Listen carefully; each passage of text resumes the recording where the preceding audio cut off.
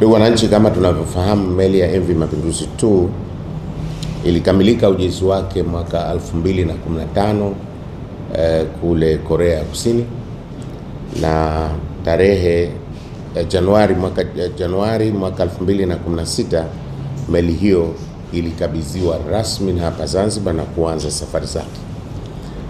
Lakini meli hii baada ya kufika mwaka 2020, sasa katika mwezi wa Novemba mwaka 2020, meli ilipata hitilafu katika engine zake na kusababisha meli hii kusita kufanya shughuli zake za kusafirisha wananchi baina ya Zanzibar, Dar es Salaam, Pemba na Tanga.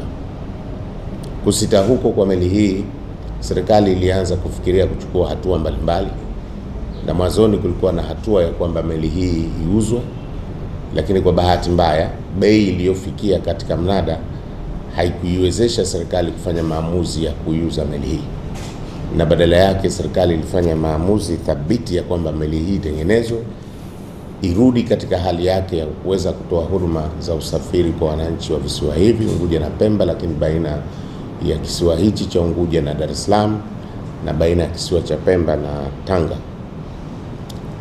Tuliingia mkataba na kampuni ya Korea inayoitwa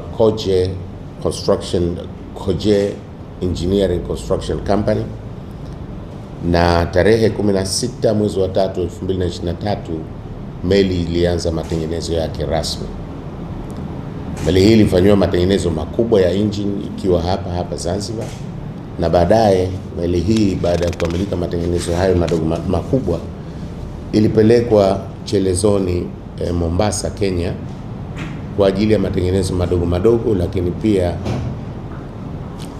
kazi za kupakwa rangi meli hii na kurudi katika hali yake ya awali. Meli hiyo ilipelekwa katika matengenezo hayo tarehe 14 mwezi wa 5 mwaka 2025. Tarehe 14 mwezi wa 11 mwaka 2025 tulipokea barua kutoka kwa kampuni iliyokuwa ikitengeneza meli hii kwamba matengenezo yamekamilika, lakini kwa kutokana na mkataba wetu ni kwamba baada ya kukamilika matengenezo hayo, mkataba unamtaka mjezi huyu kuendelea kuisimamia meli hii kwa kipindi cha miaka miwili ili kuona kama zinatuweza kutokea hitilafu nyingine ndogo zozote ziweze kurekebishwa, lakini ndani ya kipindi hicho cha miaka miwili pia aweze kutoa utaalamu kwa watendaji wetu watakaokuwa wanahudumu katika meli hiyo. Sasa meli imekamilika na tunatarajia kwamba meli hii itaanza safari zake rasmi tarehe 1 mwezi wa Mei mwaka 2026, na safari hiyo itaanza kwa kuondoka Unguja saa 1 kamili za asubuhi kuelekea Pemba na kurudi siku ya Jumatatu. Kwa kuanzia itakuwa inakwenda siku ya Ijumaa na kurudi siku ya Jumatatu kutokana na msongamano kidogo uliopo katika bandari yetu ya Malindi, lakini hatua mbalimbali zinachukuliwa ili kukamilisha matengenezo katika bandari ya Maruhubi, ambapo meli hii sasa tunatarajia itaweza kufanya kazi zake kwa kupitia bandari ile ya Maruhubi. Uwezo wa meli hii ni kubeba abiria 1200 kama ilivyotengenezwa hapo awali, lakini pia ina uwezo wa kuchukua tani 200 za mizigo. MV Mapinduzi itaanza huduma yake ya kawaida kama nilivyosema tarehe 1 mwezi wa 5 2026 saa 1:30 asubuhi kupanda meli kuanzia saa 12 za asubuhi. Kwa hivyo wananchi wote wanaotaka kupata huduma ya meli hii wawe wameshafika bandarini na kupanda katika meli ifikapo saa 12 za asubuhi ya tarehe 1 saa 1:30 asubuhi. Meli hii inaondoka kuelekea Pemba, lakini pia itarudi Unguja Jumatatu tarehe 5 mwezi wa Mei 2026 saa 1:30 asubuhi na kupanda melini kuanzia saa 12 za asubuhi.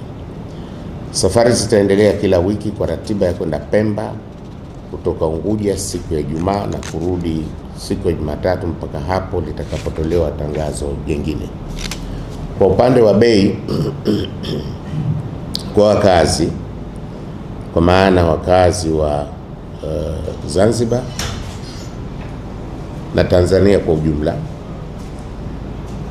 Daraja la economy mtu mzima ni shilingi 20,000 na mtoto ni shilingi 15,000. Daraja la kwanza kwa maana ya first class mtu mzima 25,000 na mtoto mdogo 17,000. Lakini kwa klasi ya VIP mtu mzima shilingi 40,000 na mtoto 20,000.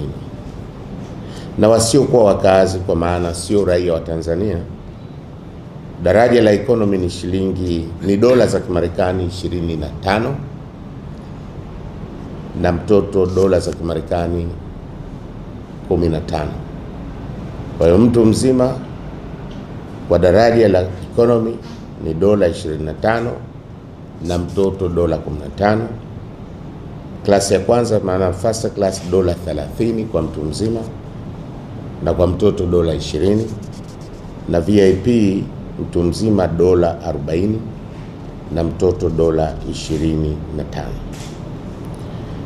Ili kurahisisha ununuzi wa tiketi kwa abiria, shirika limeteua mawakala wawili ambao watakuwa wanahusika na kuuza tiketi. Mawakala hao ni Chaha Traveling Agency na Edi Sada Company Limited.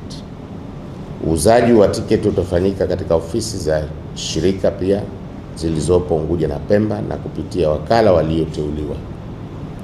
Shipco inawakumbusha abiria wote kuzingatia kanuni za usalama wa baharini, ikiwemo kufuata maagizo ya nahodha, kutobeba mizigo hatarishi, lakini pia kuchukua hatua za usalama wanapokuwemo ndani ya chombo.